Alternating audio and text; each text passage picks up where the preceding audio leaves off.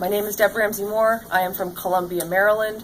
I'm somebody who's worked a number of service-related jobs. I'm somebody who's also a jack of all trades, but retail is one of those things that is really comfortable if you're somebody who is a freelancer or an artist.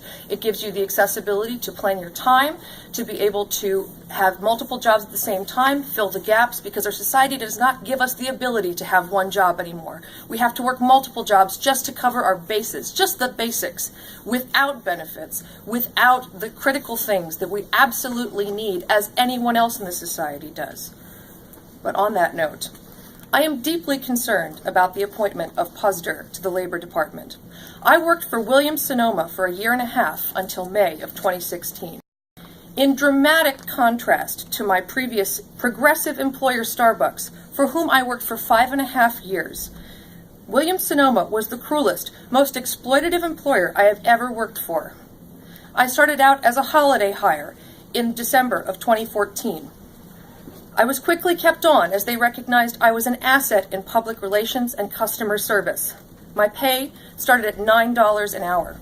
Even after 6 months, my pay stayed the same without any health or investment benefits. I received no performance review or raise the whole time I worked there. Corporate management expectations of individual associates were unrelenting. With the downturn in brick and mortar retail stores, my coworkers and I were constantly pressured to perform more tasks and exhaust ourselves, or else we would lose our hours or employment altogether.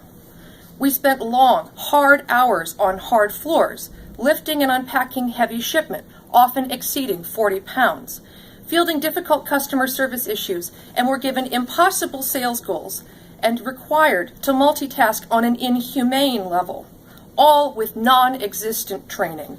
We were the whipping boys for a flailing, unresponsive corporation, unwilling to implement positive change in work conditions.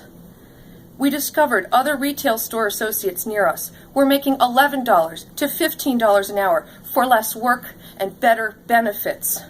No amount of dedication swayed corporate to increase pay.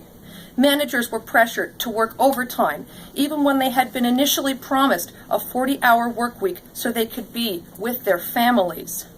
And several employees had exacerbated work-related injuries from being unable to take time off for rest and medical attention. I quit Williams-Sonoma after it became clear the company was focused on exploitation and not respecting its individual employees. My store lost 10 managers in 1 year and 4 months due to unacceptable work conditions. I have foot injuries that have not fully healed to this day. I was Employee of the Month twice and raised more money for the St. Jude Children's Foundation than any other store in my district. After my experience, seeing Puzder potentially ascend to Labor Secretary leaves me fearful that corporations will become even more exploitative and uncooperative in upholding their workers' rights to better pay and overtime.